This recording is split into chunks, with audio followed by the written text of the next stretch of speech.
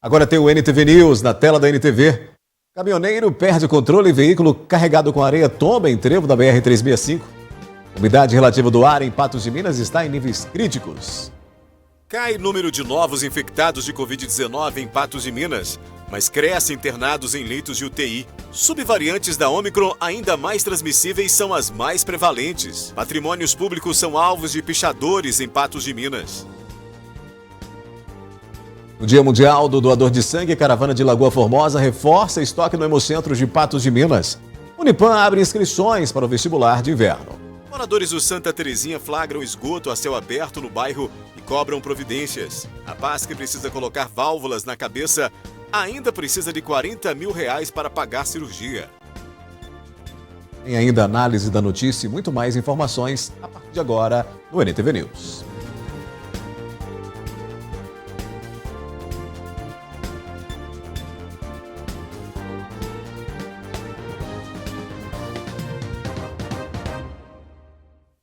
A Polícia Rodoviária Federal registrou, no final da tarde desta terça-feira, um acidente envolvendo um caminhão carregado de areia. O motorista de 50 anos, que foi levado com lesões para um hospital particular de Patos de Minas, teria perdido a direção do veículo. O acidente aconteceu no quilômetro 466 da alça que dá acesso à BR-365 em Patos de Minas. De acordo com as informações da polícia, o condutor de 50 anos, que é um sargento aposentado de Lagoa Formosa, teria perdido o controle do veículo bem no trevo da rodovia após ter sido fechado por outro motorista que seguia no mesmo sentido. O motorista, ao perder o controle do caminhão ele andou mais alguns metros depois de bater do lado esquerdo e então veio a tombar. Nesse tombamento, ele arrasta ainda pelo asfalto, o que é um pouco interessante porque o caminhão ele é um caminhão de mais idade, né, como foi visto aí, um Mercedes-Benz 1113, 1315, a confirmar.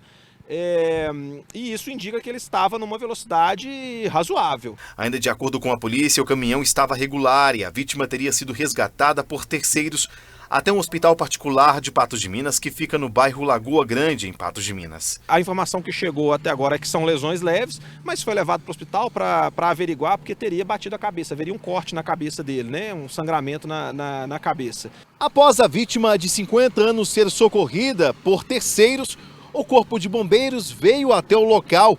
Foi utilizado, inclusive, um pouco da areia aqui do caminhão para tampar todo o óleo diesel que ficou derramado na pista.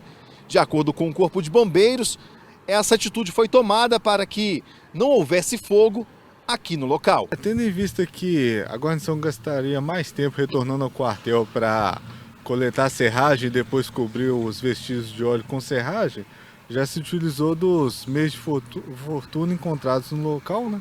Que foi justamente a carga do caminhão, a carga de areia. O motorista deste caminhão disse para a Polícia Rodoviária Federal que teria sido fechado por uma caminhonete e esse veículo, inclusive, chegou a bater contra uma das rodas do caminhão, que provavelmente provocou aí o descontrole direcional, resultando no tombamento.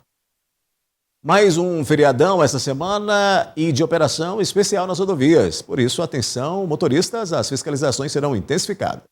Olha só, tem feriado vindo por aí, Corpus Christi, e a Polícia Rodoviária Federal vai intensificar as fiscalizações nas rodovias federais de todo o país. Em Patos de Minas, a BR-365 terá efetivo nas fiscalizações de trânsito, onde vão tentar identificar algumas infrações que sempre são cometidas.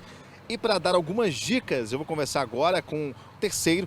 Ele é policial rodoviário federal e as pessoas devem ficar bastante atentas, não só com relação à fiscalização de trânsito, como também à condição do veículo para evitar acidentes aí nesse feriado, né, terceiro? Perfeitamente, a Operação Corpus Christi 2022 começa no primeiro minuto desse nosso dia 15 de junho, né?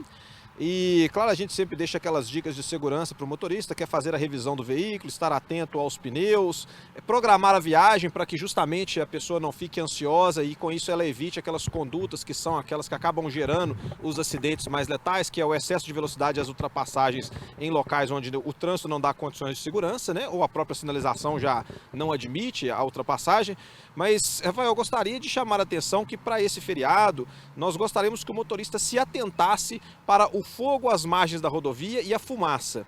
Como a vegetação às margens da rodovia está seca, porque nós estamos aí com uma ausência de chuva já, é o período de seca, né? Esse período se estende ainda por mais alguns meses, o motorista que avistar fumaça na linha do horizonte, ele deve se antecipar, reduzir a velocidade, programar para, no momento em que ele visualizar as condições do asfalto mesmo, a fumaça que está tomando o asfalto, ele vai ver se ele tem condição de ultrapassar a fumaça com segurança ou não, se for o caso, fazer o retorno, se houver um incêndio às margens da rodovia que possa colocar em risco, né? Isso tudo é uma avaliação que o próprio motorista tem que fazer, mas se ele optar por passar pela fumaça, ele deve fazer em baixa velocidade, muito atento à sinalização, inclusive as faixas no chão, para que ele não vá para a contramão e assim não acabe causando um acidente. A gente pede ao motorista aí muita tranquilidade na programação para a volta para casa. E um detalhe muito importante, não há restrição para veículos longos nesse feriado. Então o motorista tem que saber que ele vai pegar a rodovia em condições normais, com mais trânsito ainda. Muito obrigado, Terceiro, pelas dicas. Fica aí, então a orientação para esse motorista. Quer seguir uma viagem tranquila, sem nenhum dano, revisa o carro, saia mais cedo, sem pressa, claro, sem sono também, não utilize bebida alcoólica e, principalmente, não desrespeite as regras de trânsito com relação à ultrapassagem indevida e a não utilização dos faróis que podem gerar acidentes. Vamos ter um balanço muito especial após essas orientações. As imagens são do Gustavo Brito, Rafael Ribeiro, direto para o jornalismo da NTV. Daqui a pouco aqui no NTV News, umidade relativa do ar em Patos de Minas está em níveis críticos. E no Dia Mundial do Doador de Sangue, a caravana da cidade de Lagoa Formosa reforça o estoque no Hemocentro de Patos de Minas.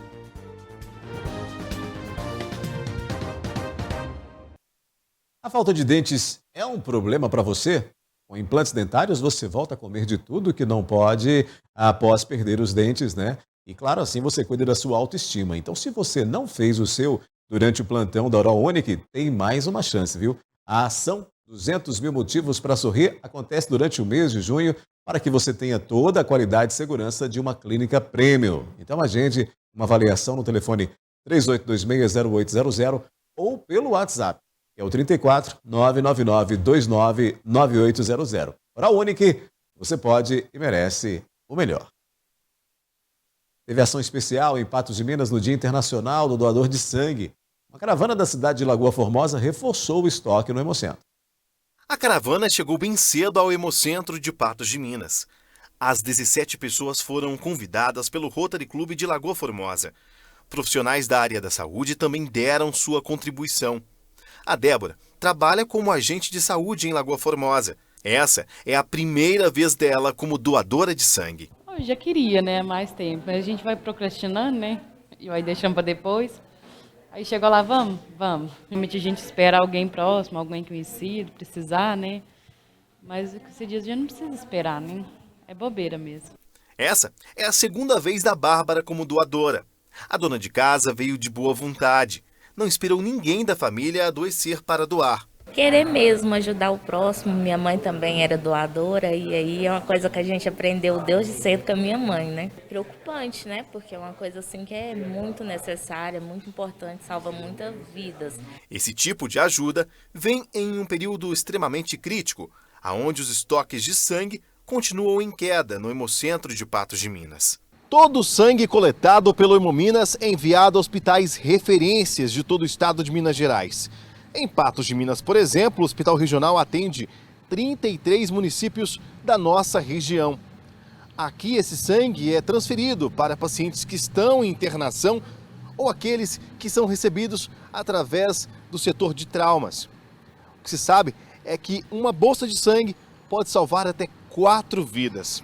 Por isso, a importância na conscientização na doação de sangue. Os sangues que mais saem, que mais se usam, sempre estão em baixa, né? Então, o grupo sanguíneo O, principalmente o O negativo, que é o mais crítico, os grupos sanguíneos negativos, A negativo, B negativo, também são críticos, mas hoje, principalmente O negativo e O positivo, nós sempre estamos fazendo campanhas para poder orientar a população, quem sabe qual é o seu tipo sanguíneo e for desse grupo sanguíneo, poder procurar as unidades do grupo da Fundação Hemominas para fazer essa doação. O que preocupa o Hemocentro de Patos de Minas é que cada vez menos as campanhas de conscientização surtem efeito.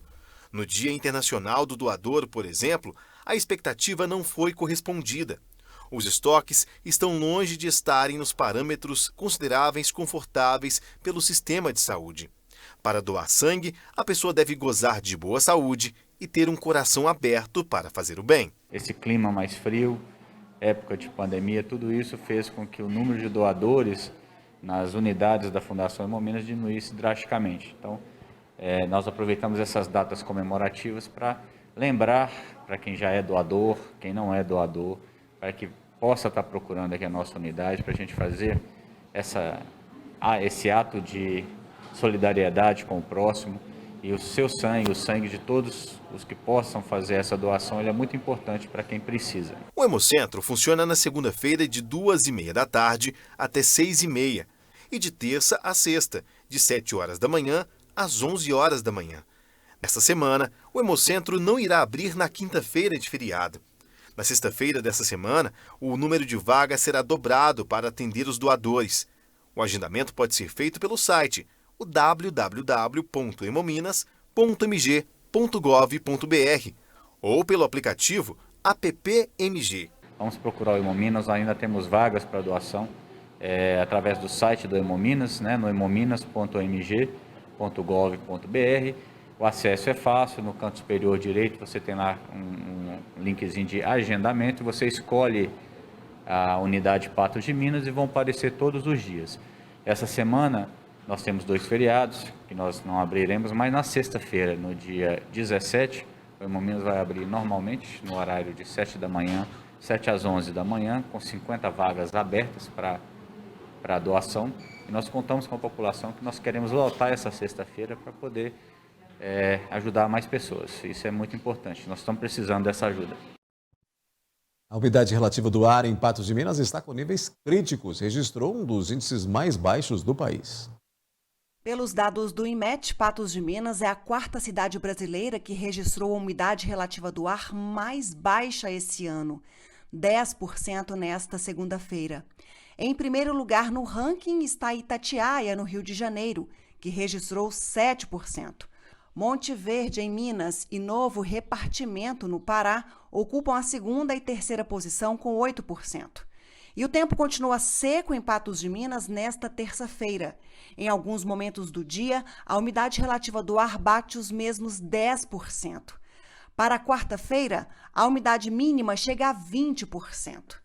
Índices muito baixos que reforçam a necessidade de cuidados com a saúde, como ingestão de muito líquido, espalhar panos ou baldes com água em ambientes da casa ou usar umidificadores de ar, evitar tapetes, pelúcias ou cortinas que acumulem poeiras, evitar exposição prolongada a ambientes com ar-condicionado, lavar nariz e olhos com soro fisiológico algumas vezes ao dia e evitar exercícios físicos entre 10 da manhã e 5 horas da tarde. Já aqui no News, barraquinhas de Santo Antônio encerram festejos do padroeiro em Patos de Minas. E Unipam abre inscrições para o vestibular de inverno.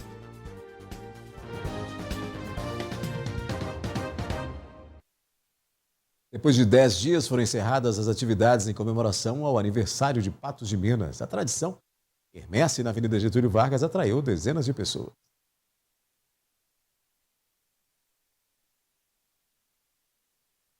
Mal começou a festa do padroeiro e muitas pessoas já estavam ansiosas para se deliciar com os quitutes que só são encontrados em barraquinhas.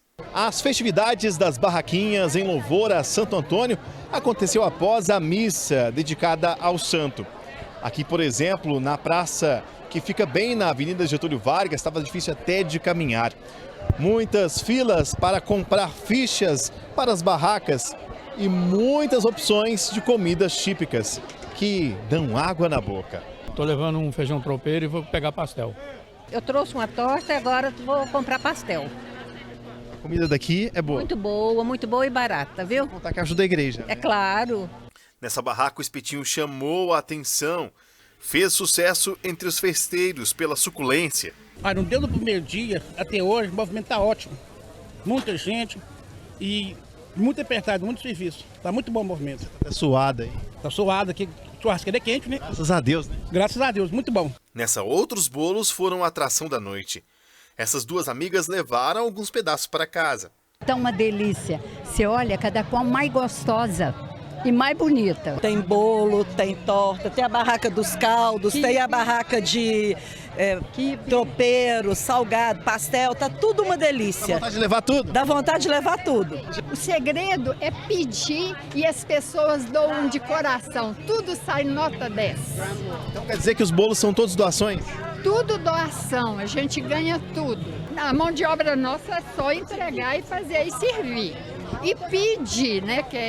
Tem Muito orgulho para Santo Antônio. Muito. E que Santo Antônio abasteça todas as casas, né? Que não deixe faltar nada para ninguém, né? Porque nós temos as obras sociais também, né? Todos voluntários, totalmente voluntários, doações também, que a gente corre atrás para conseguir patrocínios. Um trabalho que vem do coração, entendeu? Nós estamos ajudando a igreja e a Deus. De acordo com a organização, a festa foi um sucesso.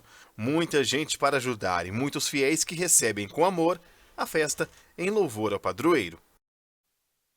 Para quem está à espera de uma oportunidade para ingressar em um curso superior, chegou a hora, viu? O Centro Universitário de Patos de Minas está com inscrições abertas para o vestibular de inverno e as inscrições vão até o dia 25 deste mês. Olha, essa é mais uma oportunidade para quem deseja estudar em uma das universidades com maior abrangência aqui na nossa região, em toda Minas Gerais. O Centro Universitário de Patos de Minas abriu um processo seletivo para quem deseja estudar nesse vestibular de inverno. As inscrições já podem ser realizadas através do site. A prova acontece no dia 3 de julho, começa 1h da tarde e vai até às 4 da tarde. Para dar mais informações a respeito desse vestibular, eu vou conversar com o Jarbas Menezes. Ele é coordenador de comunicação e marketing aqui do Unipan. Eu queria que você explicasse, porque quem fizer a matrícula antes, até o dia 24 deste mês, tem um desconto, né? Exatamente, a gente está com essa oportunidade justamente para contemplar essas pessoas que, quantos de nós, né, não adiamos tantos sonhos aí em razão da pandemia. Agora é o momento ideal para a gente poder retomar isso aqui, a gente poder voltar a falar, voltar a realizar esses planos. Por isso a gente tem essa prova nessa data especial agora, do dia 3 de julho, que será a prova, e a gente, para poder valorizar essas pessoas que tomaram essa decisão, a gente está com inscrição com valor promocional até o dia 24 de junho, um valor de 50% de desconto com R$40. O aluno pode fazer inscrição no dia 25, portanto o valor será maior um pouquinho, né? Exatamente, depois a gente retorna para o valor tradicional, que é o valor de R$80, e essas inscrições podem ir até mais ou menos dia 29, dia 30 aproximadamente, para poder fazer nessa prova no formato online, fazer a inscrição no formato online.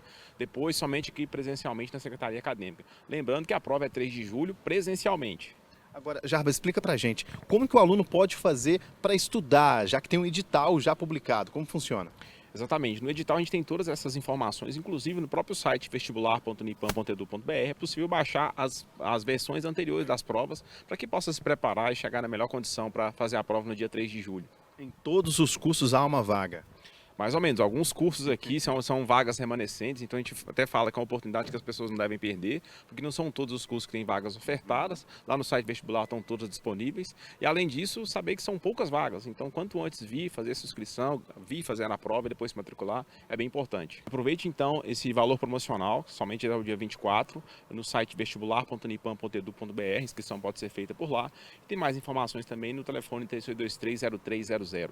Agora, muito obrigado, Jarbas, pela entrevista, pelas informações. E o aluno quiser ligar também pelo 0800, o número é o 0800 940 4006. Lembrando, é uma oportunidade para estudar em uma das universidades com maior destaque de Minas Gerais. O Unipan tem se destacado por ser nota 5 no MEC, vários reconhecimentos através aqui dos cursos que são ofertados pela instituição de ensino. Essa, então, é uma oportunidade para você que quer voltar a estudar, para você que vai iniciar os seus estudos também agora, já saiu o terceiro ano, para fazer inscrição no vestibular de inverno. Em instantes aqui no News tem a análise da notícia e caiu o número de novos infectados de Covid-19 em Patos de Minas, mas cresceu o número de internados em leitos de UTI. E moradores do Santa Terezinha flagram esgoto a céu aberto no bairro e cobram providências.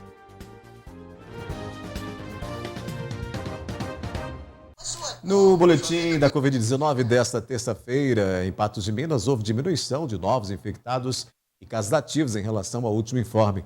Mas o número ainda é alto. Entretanto, mais pessoas estão internadas em leitos de UTI. Desta terça-feira foram confirmados mais 168 novos casos de Covid-19, menos que no último informe de quinta-feira, quando foram 413. O número de casos ativos, comparando os dois boletins, também diminuiu, de 697 para 459. Entretanto, a ocupação hospitalar em leito de terapia intensiva aumentou. Na quinta-feira eram 10 pessoas em enfermaria e uma em UTI. Haviam mais 2 pessoas da região internadas em leito de terapia intensiva e mais 3 em enfermaria. No boletim desta terça-feira, 2 pacientes de Patos de Minas estão em leitos clínicos e 5 em UTI. Essas 5 pessoas de Patos de Minas na terapia intensiva com Covid-19 têm mais de 60 anos e o município alerta para a vacinação.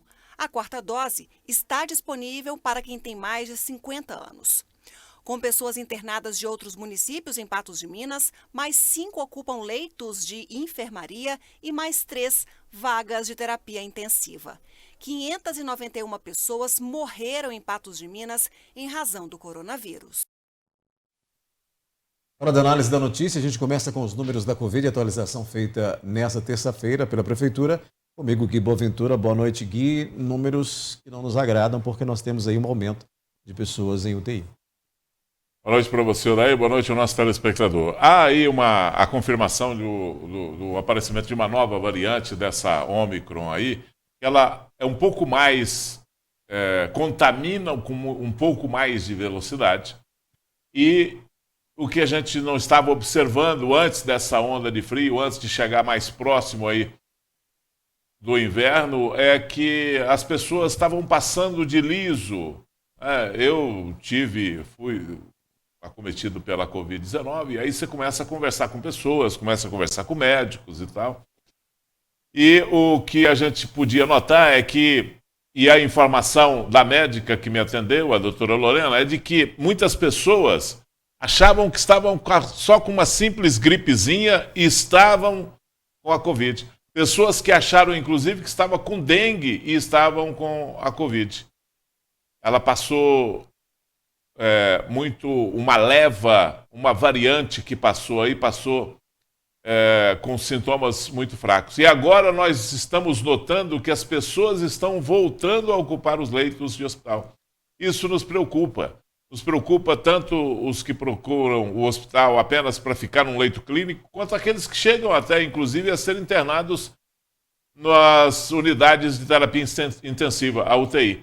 Isso quer dizer que nós estamos diante de uma cepa diferente da Ômicron, que precisamos ter mais cuidado e que vem numa onda crescente de contaminação. Ela anda mais rápido, ela contamina mais rápido, ela tem mais facilidade nessa contaminação. E essa mutação do vírus, isso foi explicado ao longo dessa pandemia pelos especialistas, que essa mutação iria acontecer, que ela iria diminuir a letalidade, mas ia aumentar a contaminação. E isso está acontecendo a olhos vistos aí nesse momento da pandemia. O que precisa acontecer, Odair?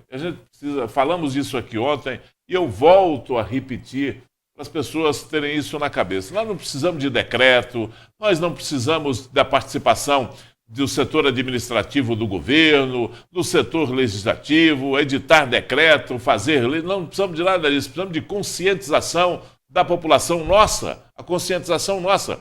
E nós estamos vivendo de uma maneira diferente.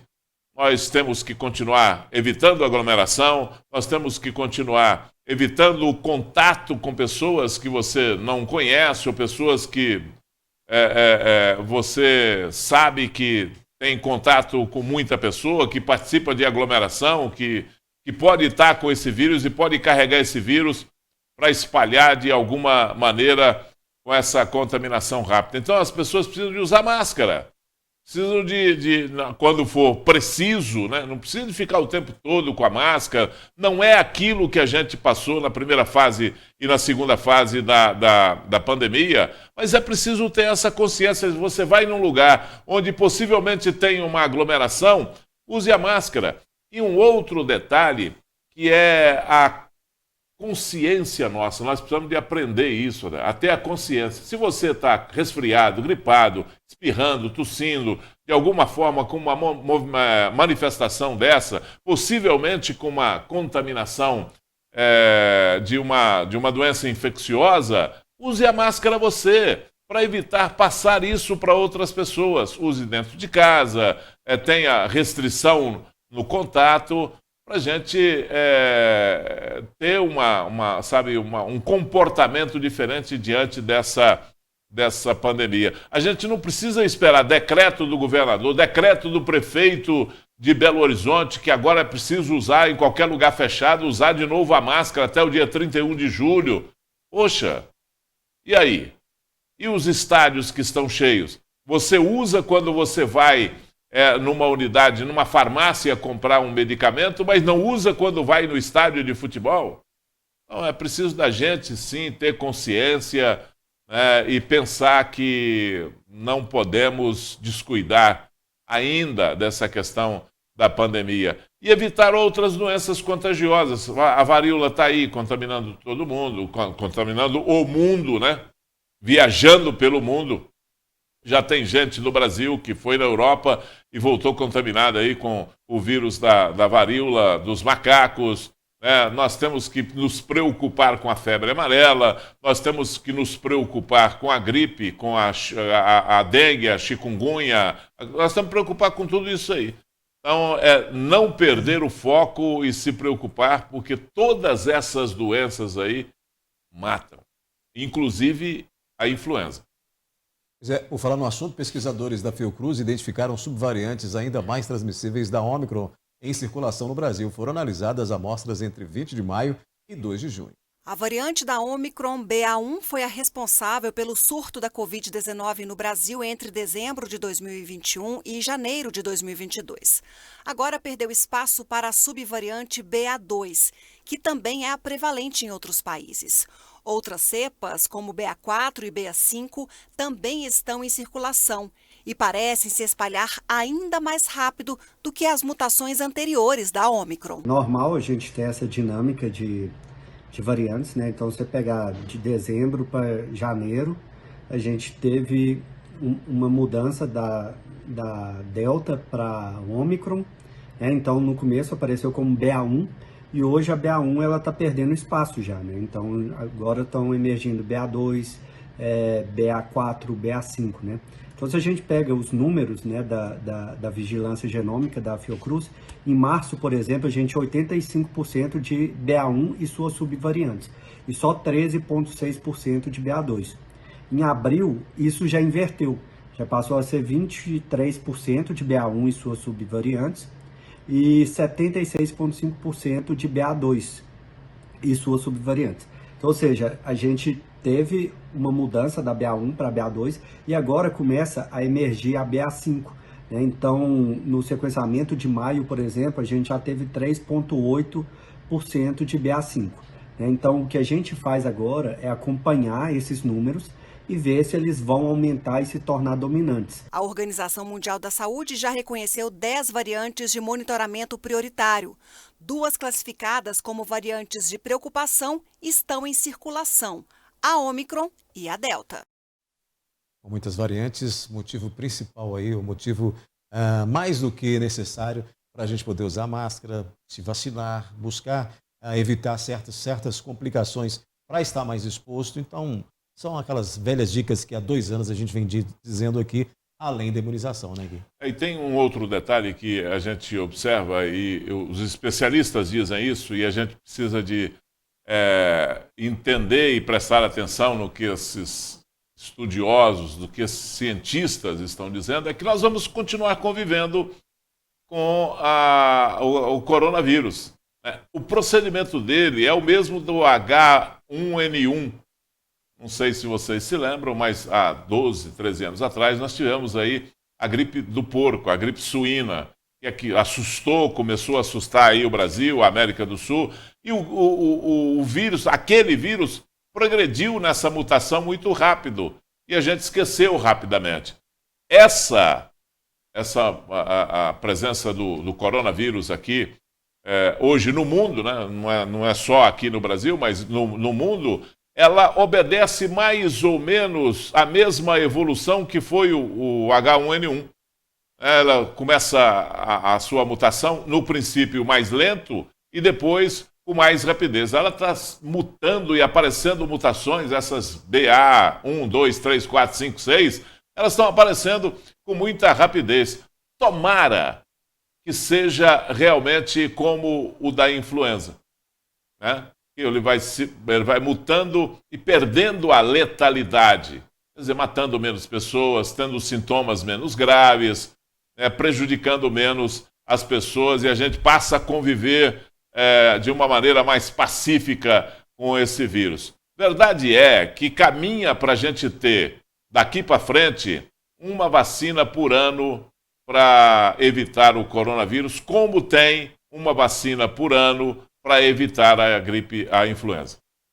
O Gui, foi aprovada em 2 turnos nesta terça-feira pelo Senado a proposta de emenda à Constituição que promove a competitividade dos biocombustíveis como o etanol em relação aos concorrentes fósseis como a gasolina.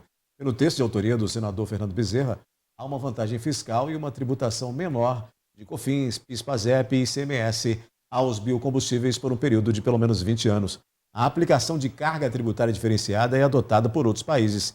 E a proposta seguirá agora para análise da Câmara dos Deputados, o que pode ser aí também um certo alívio para quando a gente pensa em todas essas caristias relacionadas aos combustíveis, né, Gui? Eu acho que é o seguinte, essa é a valorização que tem que se dar, que o Brasil, principalmente, já precisava ter dado lá desde a década de 80, quando começou uma fabricação maior do etanol, né, quando nós começamos a dar essa atenção ao combustível renovável, nós precisamos de dar isso. O Brasil precisa de aprender esse tipo de coisa, de valorizar, e só com incentivo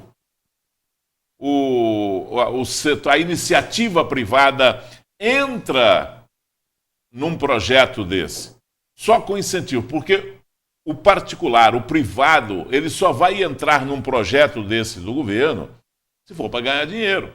Se não for para ter lucro, ele não vai entrar. Tanto é que nós já tivemos o etanol quase morrendo na década de 90, por conta da desvalorização, por conta da falta de incentivo, por conta da falta de preço do etanol no mercado, por falta até de carros, né, que pudessem consumir mais. Até que veio o carro flex, usando os 2 combustíveis, a gasolina e o álcool. Essa mistura do álcool na gasolina veio para fazer isso aí, para ter como gastar o álcool que era produzido no Brasil, lá na década de 90, que não estava gastando esse álcool, que o álcool estava no mercado e estava ficando em estoque.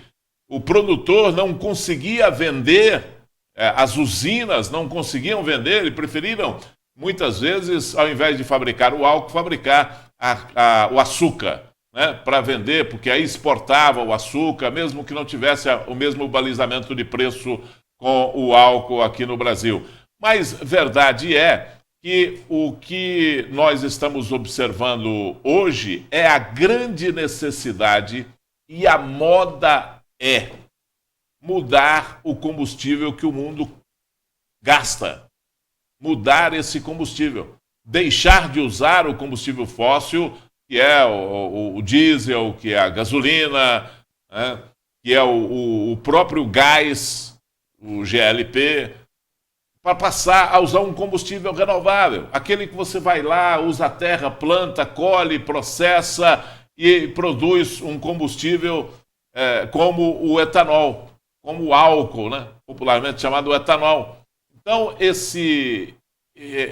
para acontecer isso é preciso ter incentivo, é preciso de ter o imposto mais barato. Aliás, não devia cobrar imposto nesse tipo de produção, devia ter um imposto diferenciado para incentivar essa produção, para incentivar o produtor a fabricar, a plantar a cana, incentivar o aparecimento de mais usinas. Esse investimento só vai acontecer se for lucrativo para a iniciativa privada. Caso contrário, o governo tem que entrar para produzir. E aí o governo já provou que é extremamente incompetente para mexer com isso, tanto é que não consegue controlar a Petrobras com lucro lá nas tampas, né?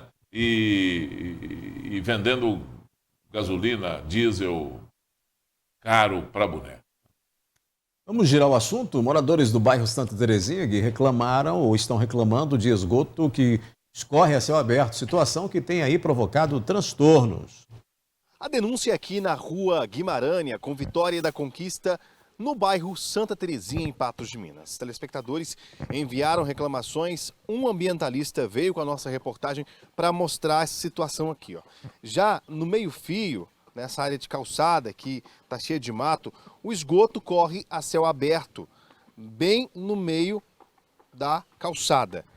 Um cheiro insuportável, segundo os moradores, sentem dores de cabeça, náuseas, até vontade de vomitar por causa do mau cheiro que é ocasionado na hora do almoço.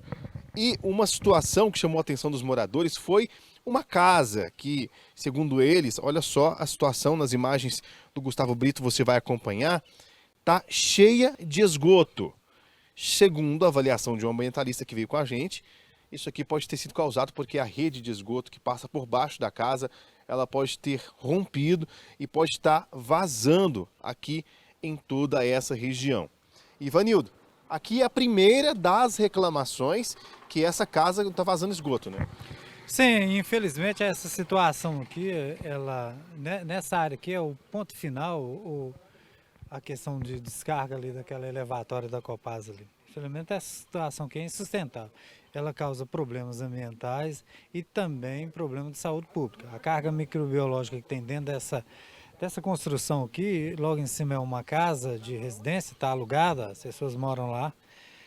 Infelizmente, a situação, o município ou a Copasa tem que tomar uma providência, eles têm que resolver o problema. Você avaliou isso aqui é esgoto? Sim, sem sombra de dúvida é esgoto. Esses problemas ou é do município ou é da Copasa. Eles têm que vir, tirar o material, limpar, desinfectar. Essa é a situação, é para isso que nós pagamos a taxa de coleta e tratamento do esgoto. Afinal, aqui tem muita área de servidão, é provável que essa residência seja construída numa área de servidão. Muitas vezes esse problema rompe uma questão lá. Pode ver que ela sempre rompia ali perto para cima aqui, ó, e a situação rompia aqui e acabou causando lá. Como eles fecharam, fez alguma coisa, deve ter desviado e a rede aqui não suportou e está vazando esse esgoto aí. O esgoto corre a céu aberto na rua também, preocupa porque atinge outros moradores aqui da região, né? Sim, geralmente, segundo eles, a hora que tem um maior pico, que as pessoas estão usando mais esgoto, ela é uma situação bem grave, ela acaba causando esses problemas aí de uma forma que as pessoas têm, causa os problemas de saúde, a questão do odor é insuportável, é uma questão ambiental, isso tudo tem que ter um fim, tem que resolver. Você pode olhar ali naquela situação, nas imagens que você tem ali, que é gordura, é óleo de soja, sabão, detergente. O odor também é o mesmo daqui, desagradável, uma cor escurecido, a visibilidade lá, uma cor escura que tem lá característica de esgoto. Então, falta obras para que isso seja coletado e realmente destinado para a estação de tratamento de tratamento de esgoto. Se olhar, tem uma estação de bombeamento ali. Então essas obras já deviam ter sido feitas e tudo encaminhado para ela, para que ela seja encaminhada para a estação de tratamento de esgoto. Ligações irregulares ou não, tudo é responsabilidade da Copasa. Ela tem contrato para fazer as obras necessárias, coletar, dar a destinação correta e tratar o esgoto. Então, essa desculpa de que é uma ligação clandestina, está clandestina porque ela deixou, alguém furou a rua sem o município ver lá e fez essa ligação. Não existia isso aqui até semana passada, agora se existe, então tem algo errado. A responsabilidade de coletar e tratar do esgoto é da Copasa. Olha, mais cedo a nossa reportagem esteve próxima à margem do rio e visualizou a situação muito inusitada. Vamos conferir. Uma situação inusitada que não é tão incomum, segundo os moradores, é essa que você vai acompanhar nas imagens do Gustavo Brito. Um pescador que ele, enfrenta os riscos da poluição do rio Paranaíba nesse ponto para pescar. Nós conversamos com ele ali, falamos à distância, ele disse que pega esses peixes e leva para um vizinho comer, não tem coragem de comer, mas que a situação aqui é bem delicada, que há vários anos já comeu peixe com gosto até de querosene. Diante de toda essa situação, a reclamação do esgoto que corre aqui nessa casa, onde o Ivanildo entrou agora há pouco, o esgoto que também cai sobre o rio Paranaíba, nós vamos levar para a Copasa responder todo esse questionamento da população aqui do bairro Santa Terezinha. Em resposta ao jornalismo da NTV, a Copasa informou que equipes operacionais trabalharam nesta terça-feira nas redes de esgotos das ruas Guimarães e Vitória da Conquista, no bairro Santa Terezinha, para regularizar a situação. Disseram que o extravasamento é decorrente de um entupimento na rede, meu caro Gui Boaventura. Pois é, pode ser o que for, justifica o motivo, sabe? O que não pode é ter esgoto a céu aberto. Isso não pode existir numa cidade como Patos de Minas. Isso não pode existir numa cidade que paga o processamento do esgoto, o recolhimento e o processamento de esgoto tão caro. É um dos mais caros do estado de Minas, se não for o mais caro. Não sei qual que é a medida que usa, por metro cúbico, ou seja lá o que for. É caro. O que se paga em Patos de Minas pelo recolhimento e pelo processamento do esgoto, não justifica a gente ter esse perrengue. E a cidade inteira tem vazamento de esgoto. Eu vou voltar a repetir para as pessoas entenderem o que eu estou dizendo. A cidade inteira tem vazamento de esgoto. Nós, só nesse mês, contabilizamos aqui, fizemos matéria de pelo menos uns 12 lugares com esgoto correndo a céu aberto. Só esse mês. Então, é preciso de alguém cobrar isso da Copasa. E quem tem o poder para cobrar isso da Copasa e não deixar isso acontecer é a Prefeitura.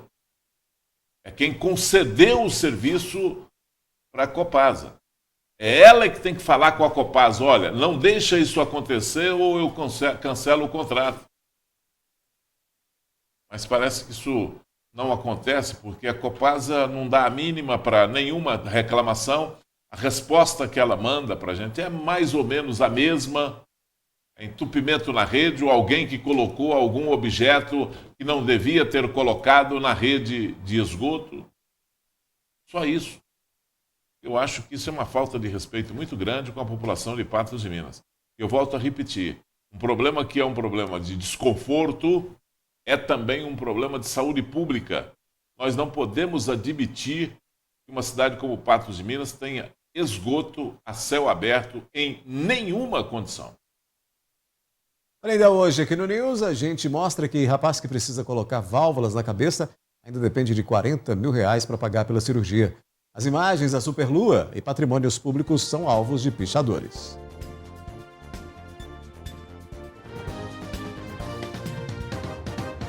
A Comissão de Segurança Pública da Câmara aprovou nesta terça-feira um projeto que prevê pena de até 3 meses a 1 ano de detenção e pagamento de multa para quem tocar em um policial durante uma abordagem.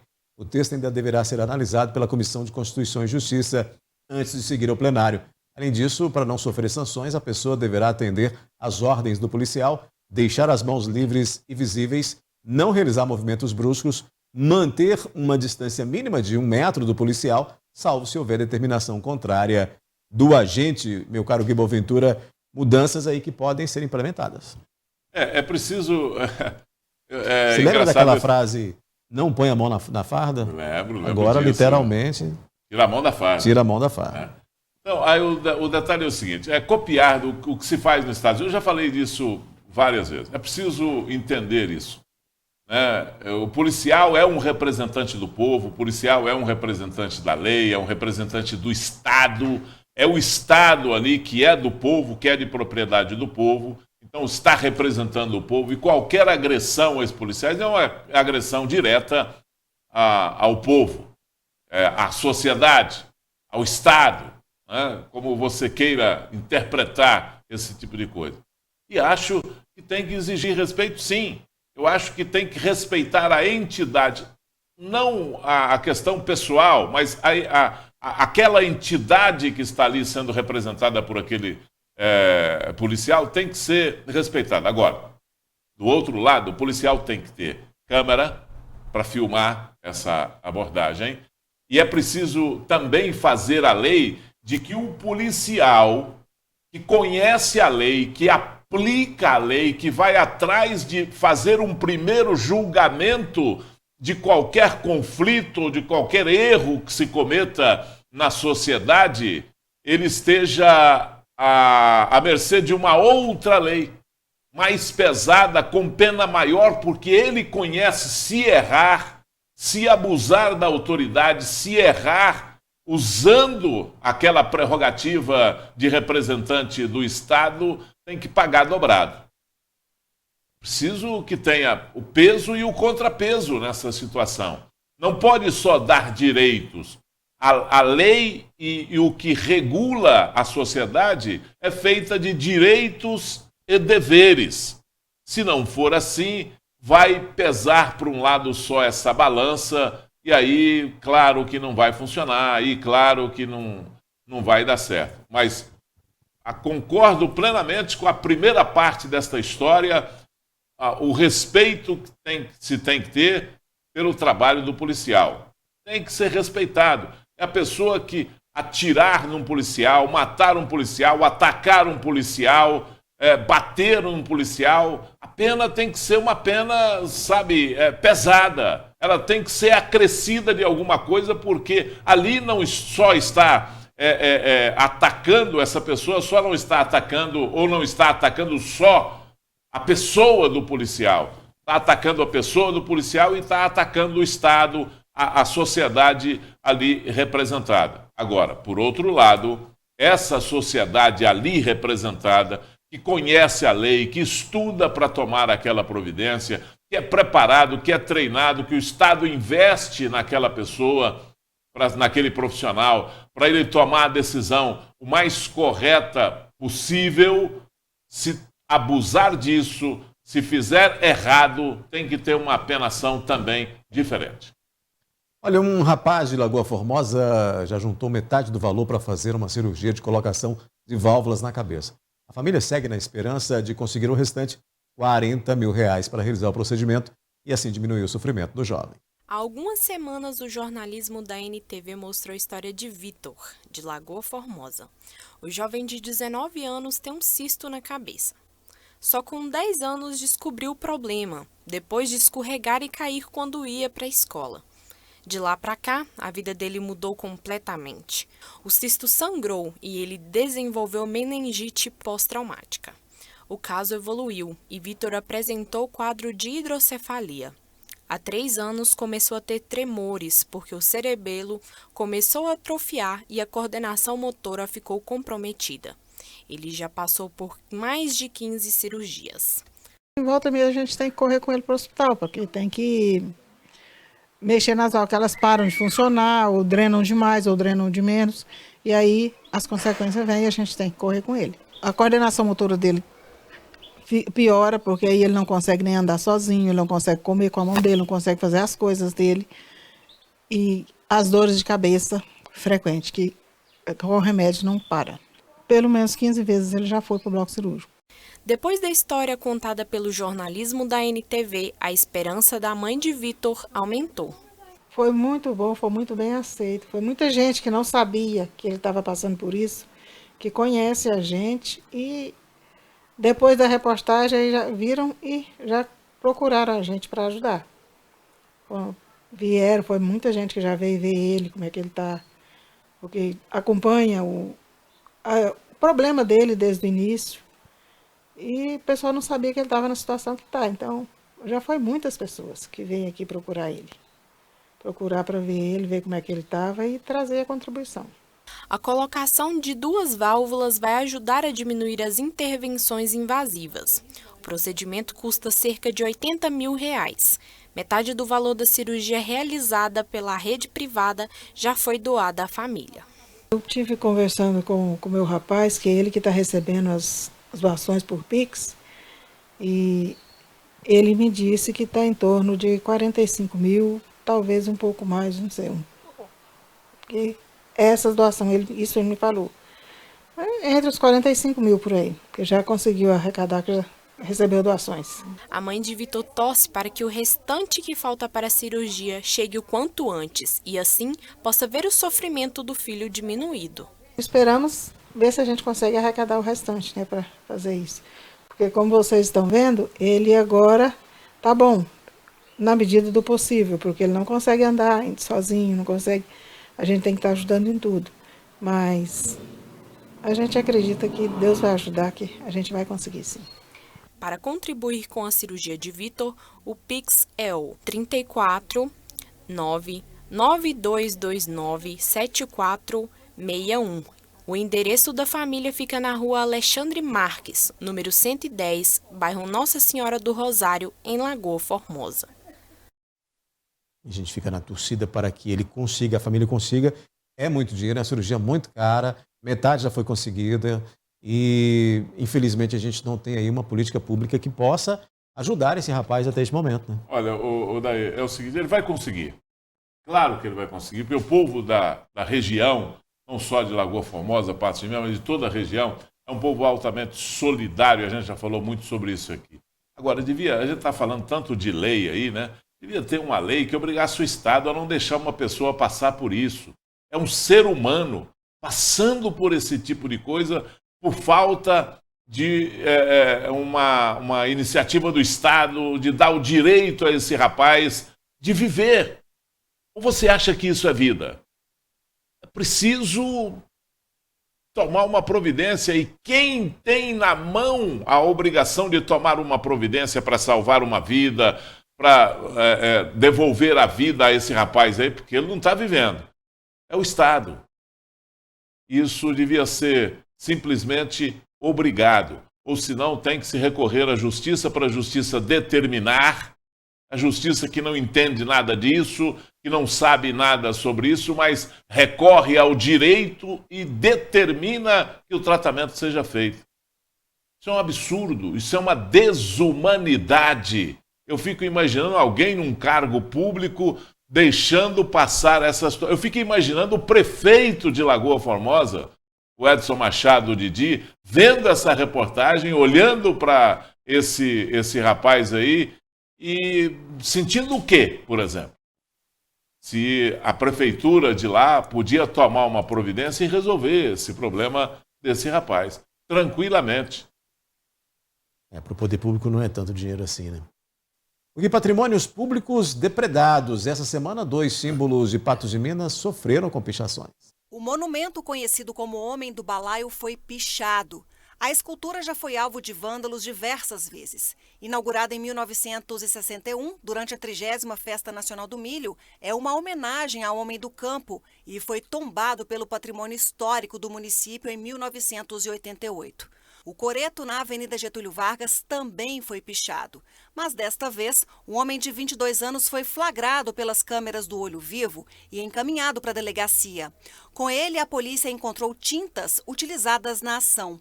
A pichação é considerado crime ambiental. A pena prevista é de detenção de 3 meses a 1 ano e multa. As quadras centrais da avenida também são tombadas pelo patrimônio. O coreto foi construído em 1985.